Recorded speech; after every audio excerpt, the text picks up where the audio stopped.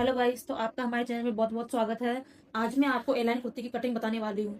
मैंने ना इसकी ड्रेसिंग पहले ही कर ली थी। ये कुर्ती का बैक पार्ट है। तो ये वाला जो साइड है ना, ये वाला साइड, ये वाला बंद साइड है और ये वाला ओपन साइड है। ये देख सकते हो आप ना हमारे वीडियो लास्ट तक देखना। मैं आपको एक्जैक्ट कुर्ती की मेजरमेंट बताऊंगी कि मैंने कितना शोल्डर लिया, कितना आर्मोल लिया, कमर की लेंथ मैंने कितनी ली, हिप की लेंथ कितनी ली और ये मैंने कैसे मेजरमेंट किया। मैं इसका एक्जैक्ट बताऊंगी। आप सिर्फ लास्ट तक देखना वीडियो। अगर आप मेरे बताए हुए मेजरमेंट से करोगे ना तो एक्जैक्ट कुर्ती फिट आएगी आपकी। तो चलिए गाइस स्टार्ट करते हैं। पहले ना मैं आपको इस कुर्ती की मेजरमेंट बता देती हूँ कि कितनी थी। तो इसकी चेस्ट ना 38 है, वेस्ट इसका 32 है, शोल्डर इसका 15 है और कमर इसकी 36 है। तो अब मैं इसके शोल्डर है ना, पहले शोल्डर बताती हूँ कि इसके शोल्डर 15 है तो इसका शोल्डर का हाफ कर देना है, यानी 15 का हाफ 7.5 हो गया। तो इसका ये लेंथ है ना, ये वाला 7.5 है। आप देखना इसका जो शोल्डर है ना, शोल्डर ये बिल्कुल 7.5 है।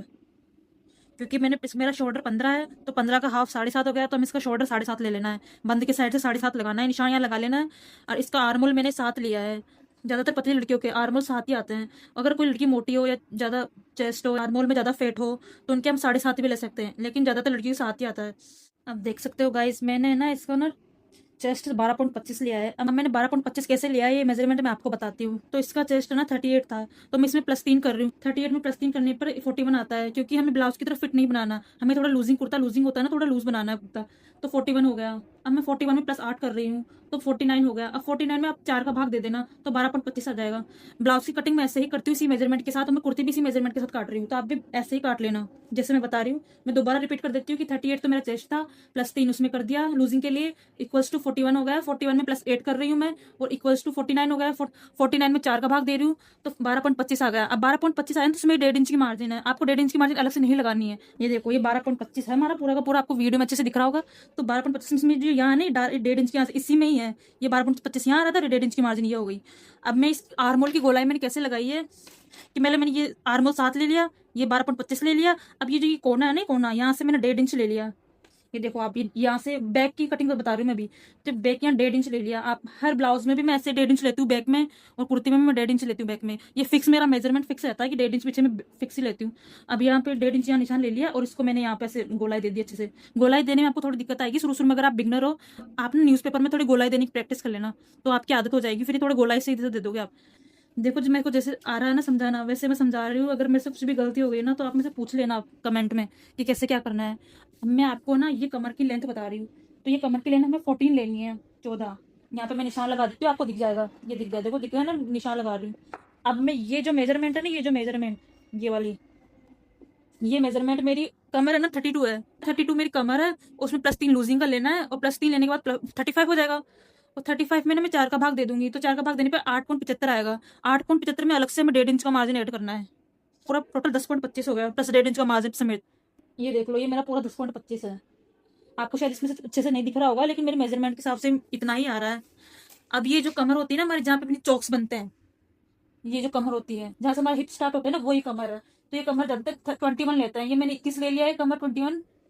तो ये मैंने 21 ले लिया, दिख रहा होगा आपको ऐसे। अब ये वाली मेजरमेंट मैंने बताऊँ कैसे ली है कि मैं ये हिप के अकॉर्डिंग लेना है। ये अपने जो कमर होती है ना, जो अपने जहाँ टमी होती है, ये जो कमर होती है वो वाला ना अपनी हिप के अकॉर्डिंग लेते हैं अपन। गाइस मेरा हिप ना 42 है, तो मैं 42 में +3 कर रही हूँ लूजिंग के लिए, तो मेरा 45 आ जाएगा। अब 45 में मैं 4 का भाग दे रही हूँ तो 11.25 आ जाएगा। 11.25 में मैं +1.5 इंच मार्जिन का ले रही हूँ तो 12.75 आ जाएगा। तो मैंने नहीं 12.75 यहाँ पे लगा लिया है मार्क। ये पूरा वहां से लेके मैंने 21 इंच का लेंथ लिया है हिप की। अब मैं यहाँ से पूरा ये निशान मैंने ऐसे कैसे लगा लिया है। ये से ऐसे आपको ऐसे ऐसे ऐसे लाइन से आपको इसे मैच कर देना है। ये देखो, हमारी कुर्ती की लेंथ है ना 42.5 है, ये पूरी 42.5 है। ये देखो, ये पूरी हमारी कुर्ती की लेंथ 42.5 है। यहाँ तक, यहाँ से जो मैंने कमर का लेंथ लिया था ना, यहाँ से भी सीधा वहां तक मिला देना है, यहाँ तक। और लास्ट में ना कोने में थोड़ी सी गोलाई दे देना, क्योंकि ये थोड़ा गोल होता है हमारा एलाइन कुर्ती का, तो ये थोड़ी सी गोलाई दे देना। तो मैंने बैक पार्ट की ना पूरी टेस्टिंग कर ली है, देख सकते हो आप ऐसे कैसे मैंने आपको पूरी मेजरमेंट बता दी है। अब मैं इसकी कटिंग कर लेती हूँ और फिर बाद में इसकी फ्रंट पार्ट की कटिंग करेंगे। इसका गला ना मैंने अभी तक नहीं काटा है, बाद में काटूंगी।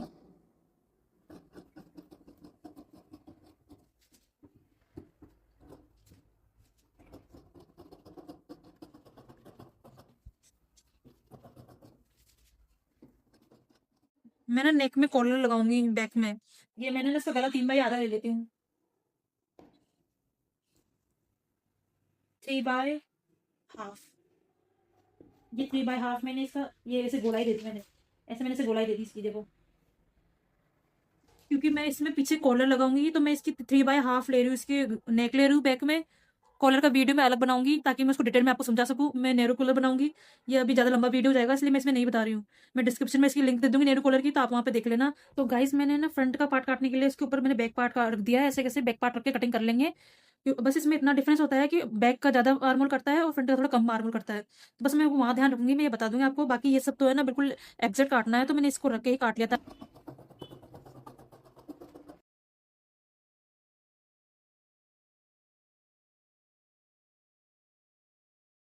ये देखो, अब इसे आर्म होल थोड़ा कम काटना होता है फ्रंट में, तो वो मैं कर रही हूँ, अभी आपको दिखा देती हूँ। मैं पहले बैक पार्ट हटा देती हूँ, ये वाला बैक पार्ट हटा दिया मैंने। अब इसका आर्म होल देखो, ये हमारा शोल्डर इसका 7.5 है, ये हमारा 7 होगा। ये आर्म होल हमारा 7 है ही।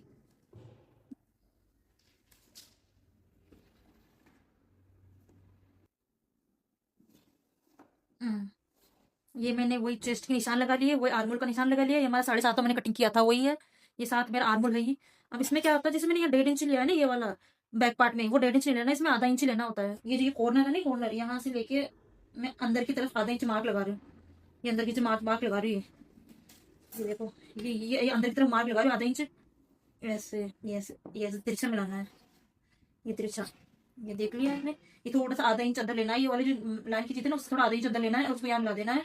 अब इसको ना ये जो ये आधा इंच की गोलाई देनी है, बस यहाँ पे ये जो आधा इंच की गोलाई है ना, मुझे आधा इंच की गोलाई देनी है। देखो मैं देती हूँ पहले, फिर बताती हूँ आप। ये मेरी गोलाई है, ये वाली, ये देखो ये गोलाई है ना मेरी, ये इसे मिल रही है पूरी, ये यहाँ से मिल रही है मेरी पूरी ये गोलाई है। तो आपको ये आधा इंच की गोलाई ही देनी है यहाँ पे बस।